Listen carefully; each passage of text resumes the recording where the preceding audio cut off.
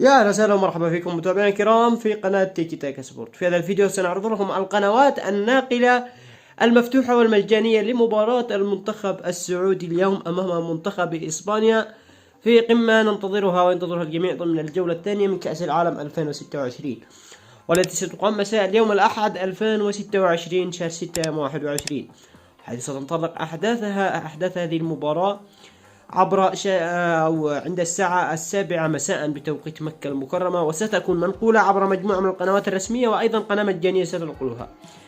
أما القنوات التي تنقلها رسميا قناة بي إن سبورت ماكس 2 وأيضا بي إن ماكس 4 اتش دي ار، والتي سيكون المعلقين عصام شوالي وعبد الله الغامدي، وايضا ستنقلها قناة بي ان سبورت اف تي اي وبي ان سبورت اتش دي المفتوحة.